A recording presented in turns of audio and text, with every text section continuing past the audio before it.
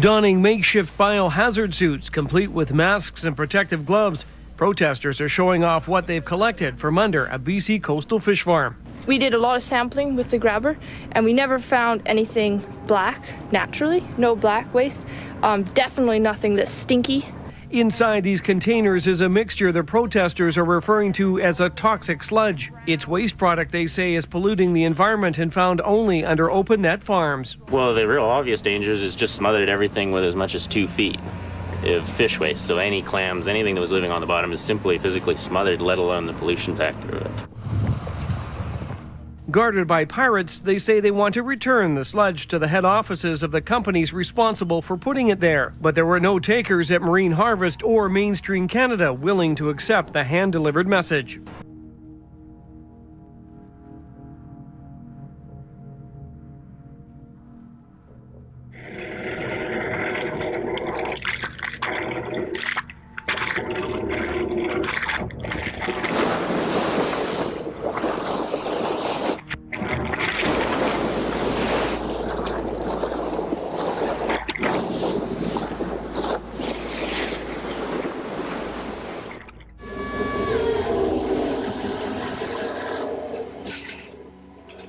When we talk about fishing, we talk about food production. Industrial fishing, many times, they harvest in the deep sea and they offload or transship in the deep sea. And they do that by the ton loads per minute, per hour. They do it by the ton loads. Nobody sees it because it happens out in the deep. There has to be harmony between fishing activities and fishers' lives and a healthy environment. That has to be the case. And fishers at all times are responsible from their side in the way they conduct their activity. And that is what our communities do. The way they fish uses technique that does not destroy the environment. They don't drag huge nets in the bottom of the ocean floor that destroys the ocean bottom. That's industrial fishing, that's commodification of fishing.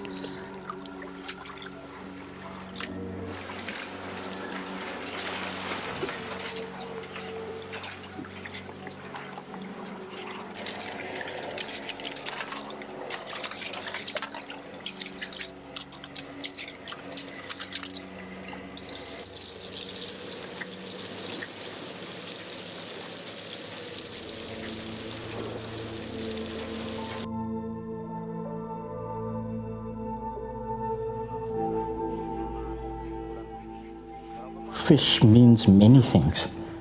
It means life, it means food, it means society, it's our connection. The species that lives in the water is natural. So when small-scale fishers go to sea or when they fish, their dependency is on that natural environment. And if that natural environment becomes contaminated in any way, through pollution, through oil, through mining, through whatever, then their livelihood is immediately at stake.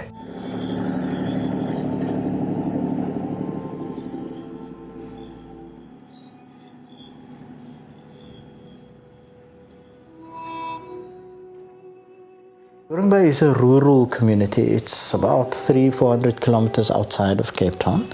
It's isolated. It is small, a few thousand people. You know, it's not big. It's on the coast. There's a small sort of capacity to farm potatoes and things around it, but that is tiny. The biggest form or income producer in Doringbai, it comes from fishing. It comes from the ocean. But Doringbai is also poor in the sense that there's no economic activity, there's no industry, there's nothing. It's just a community that exists in isolation. So what has to happen for that community to thrive and to subsist is for them to go to sea, or for the fishers in that community to go to sea to catch fish. So it is fishing that is the mainstay of life. And the fishing because it's the mainstay of life, also provides income for those communities. And fishing has to provide a means to access housing, and a means to access education, and a means to access health or health services. So when the Doringbai fishing community, when the Doringbai fishers did not get fishing rights under the commercial fishing policy in South Africa, their entire livelihoods were threatened. There was just no other means of income. So the new fishing legislation of 2005 virtually killed Doringbai as a community.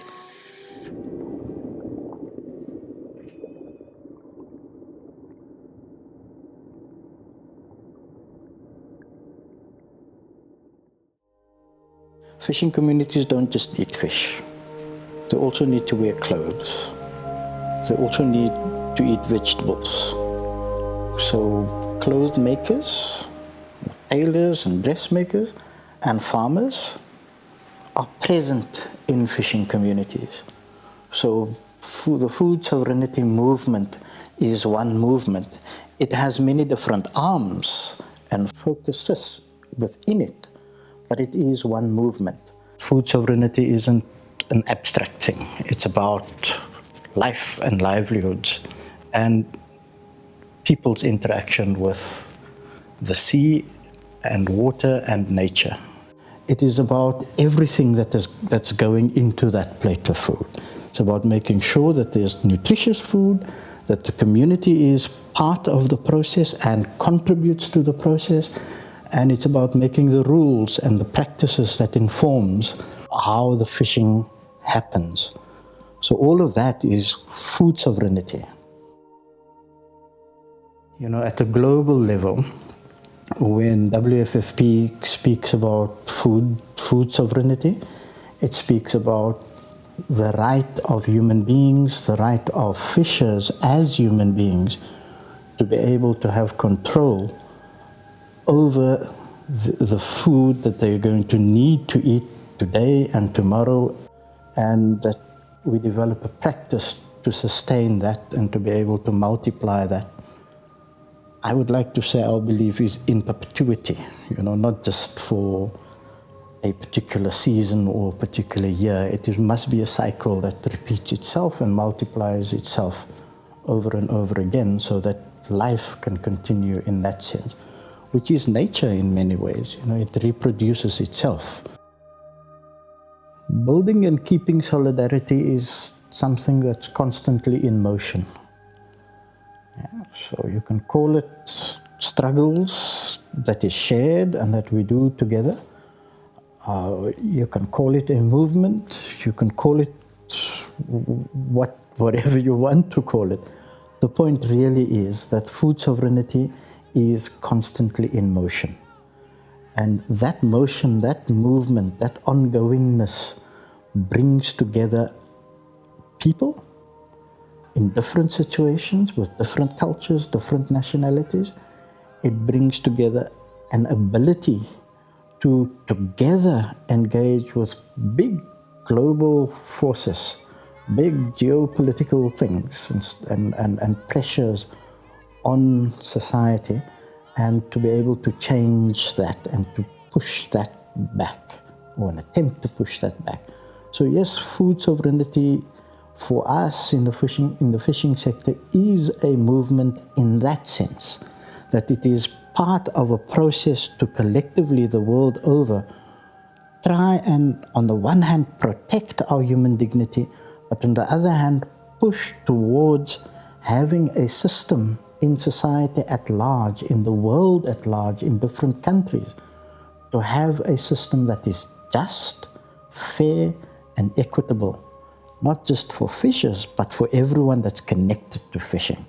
So it's bringing together a movement of fishers, fish cleaners, bait preparers, boat builders, and food and consumers, fish consumers. Bring everybody together. So it is that movement that I would describe in the WFFP context as the food sovereignty movement in fishing. We want our fishing rights. We want our fishing rights. We want our fishing rights. We want our human rights. We want our human rights. We want our human rights. We want our human rights. We will. So